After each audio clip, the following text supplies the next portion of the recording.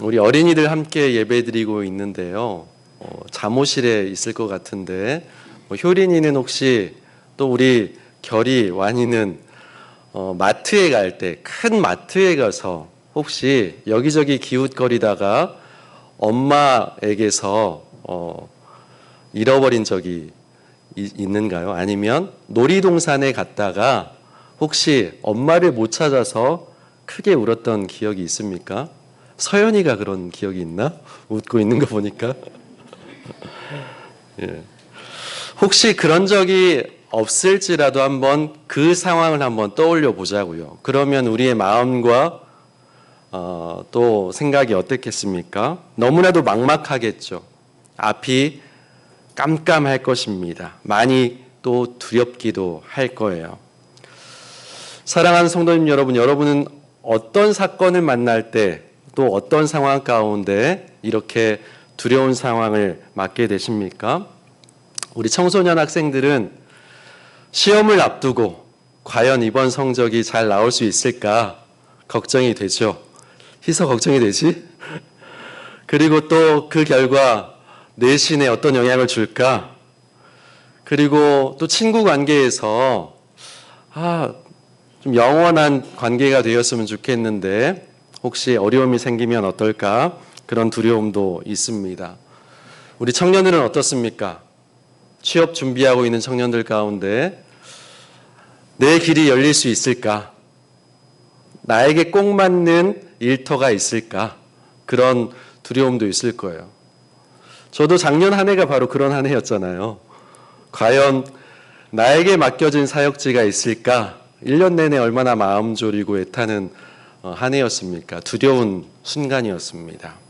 또 결혼 정년기에 있는 청년들, 내 짝은 어디에 있을까? 평생 반려자는 어디에 있을까? 그리고 결혼은 할 수 있을까? 여러 가지 걱정거리들이 있습니다. 부모님들은 어떻습니까?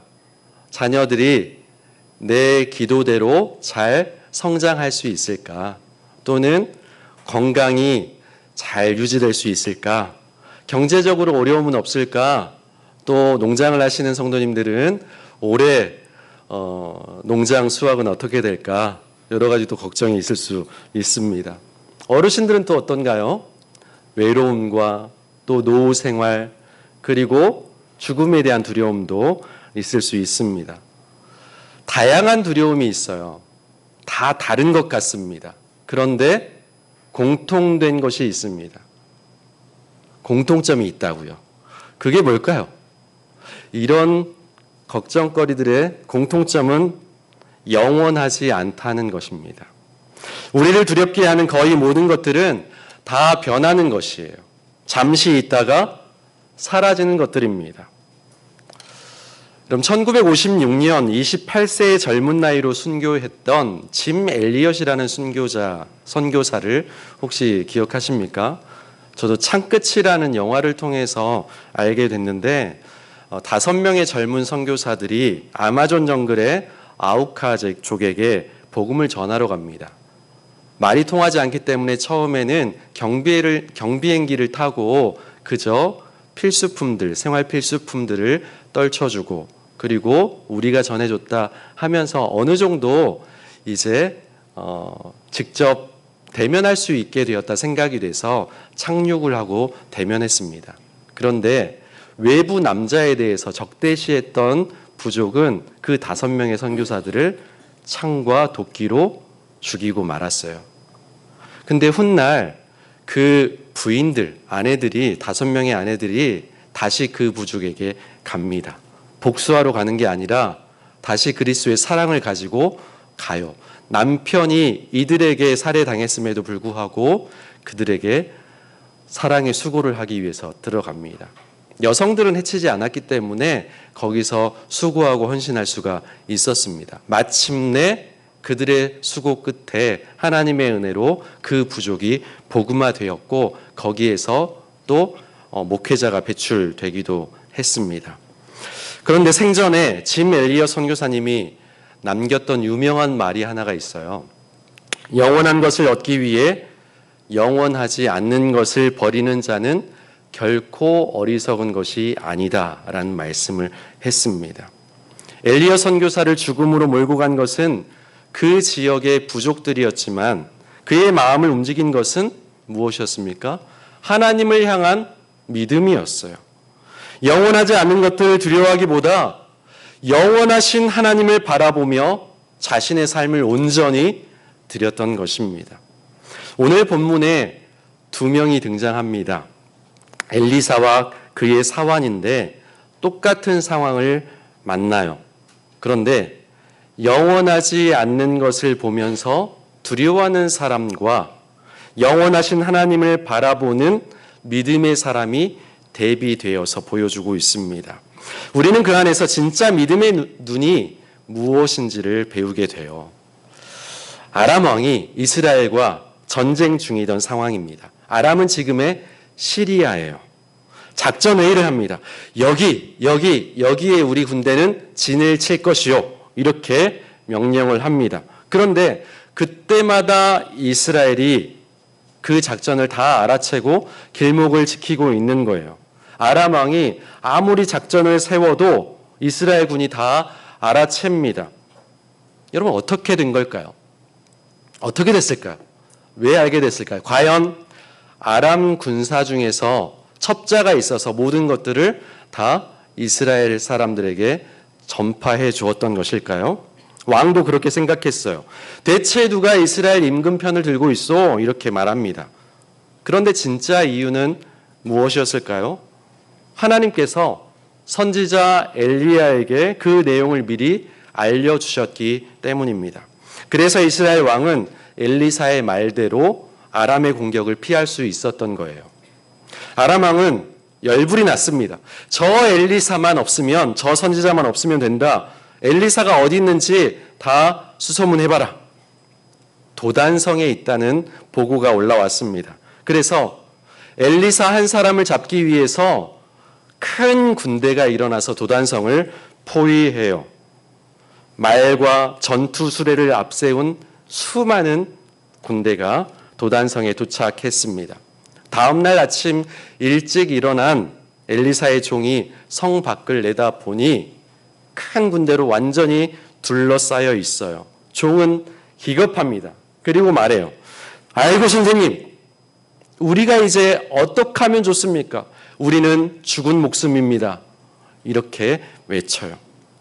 두려움에 가득 찬 그의 눈에는 아람 군사밖에 보이지 않았던 거예요. 하나님은 보이지 않았습니다. 보호하고 계신다는 느낌도 전혀 들지 않았습니다. 하지만 엘리사는 다르게 반응하죠. 담담하게 말합니다. 두려워하지 마. 두려워하지 말아라. 우리와 함께한 이들이 그들과 함께한 이들보다 많으니까 이렇게 이야기합니다. 도대체 무슨 소리를 하는지 몰랐습니다. 분명 엘리사 주인과 나 둘뿐인데 우리와 함께하고 있는 사람들이 훨씬 많다니 도대체 이게 무슨 말인가? 완전히 포위된 상태인데 방어하기 위한 이스라엘 군대도 전혀 없는 상황인데 아무리 하나님의 선지자라지만 너무 태평한 거 아닌가? 너무 이상적인 사람 아닌가? 이렇게 생각했을지 모릅니다.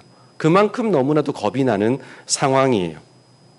이처럼 종이 두려워하고 있을 때 엘리사는 하나님께 기도합니다. 주님, 부디 그의 눈을, 내 종의 눈을 열어 주십시오. 그가 보게 해 주십시오. 분명히 보게 해 주십시오. 하나님께서 그 기도를 들으셨습니다. 보이지 않던 것들이 보이기 시작해요. 산에 불로 된 말과 전투 수레가 가득해서 엘리사를 둘러싸고 있는 것이 분명하게 똑똑하게 보였던 것입니다. 여러분 하나 묻겠습니다. 불로 된 말과 전투 수레가 없다가 갑자기 나타난 것일까요? 아니면 원래부터 그 자리에 있었던 것일까요? 우리 다니한테 물어보자. 원래부터 불로 된 말과 전투 수레가 그 자리에 있었을까? 아니면 없었을까? 많이 형 귀를 막지 말고. 네, 원래부터 있었답니다. 하나님께서 눈을 열어주시자 이미 존재하고 있던 하나님의 보호하심을 볼 수 있게 된 거예요. 여러분, 우리도 엘리사의 종처럼 보이지 않는 것들 때문에 불안할 때가 너무나도 많죠. 시험 결과가 보이지 않습니다. 앞날이 보이지가 않아요. 당장 내년에, 내후년에 어떻게 될까 걱정이 앞섭니다. 또 사람의 마음이 당최 알 수가 없어요. 그래서 이 관계가 도대체 어떻게 될까 걱정이 됩니다. 하지만 하나님은 지금도 저와 여러분에게 말씀하십니다. 두려워하지 말아라. 너를 보호하고 있는 불로 된 말과 전투 수레가 너와 함께 하고 있단다. 이렇게 말씀하고 있습니다. 그래서 우리는 기도해야 합니다. 하나님, 제 눈을 열어 주옵소서. 하나님의 도우심을 보게 해 주옵소서. 보이는 현실은 너무 답답해 보입니다. 너무 두렵기도 합니다. 그러나 진짜이신 하나님의 손길을 보게 해 주옵소서. 엘리사는 기도했습니다. 그리고 하나님은 응답하셨어요. 종의 눈을 열어달라는 기도에도 응답해 주셨고 아람 군사들의 앞을 가려달라는 기도에도 응답하십니다. 이제 아람 군사들이 앞을 볼 수 없기 때문에 엘리사가 길 안내를 시작해요. 그들을 다 인도해서 어디로 데려갑니까? 수도였던 사마리아 성으로 들어갑니다. 사마리아 한복판에서 이들이 다시 보게 되었을 때 얼마나 깜짝 놀랐을까요? 무방비 상태로 우리는 다 죽게 생겼구나, 이렇게 생각했을 겁니다. 이스라엘에게는 너무나도 좋은 기회예요. 왕도 그들을 쳐 죽여도 되겠냐고 엘리사에게 물어봅니다. 그동안 이스라엘을 너무나도 힘들게 했던 아람 아니었습니까? 그러니 이 큰 군대를 제압하고 나면 힘이 없어져서 그 세력이 약해져서 이제 쉽게 덤비지 못할 것 아니겠습니까? 엘리사에게도 이제 다시는 자기를 잡으러 오지 않기 때문에 이 군사가 다 제압되면 얼마나 좋겠습니까? 엘리사 역시 안전이 보장된 것 아니겠습니까? 그런데 엘리사의 태도는 그렇지 않습니다. 왕에게 이야기해요. 쳐 죽이시면 안 됩니다. 임금 칼과 활로 사로잡은 사람들인가요? 임금님께서 쳐 죽이시겠습니까?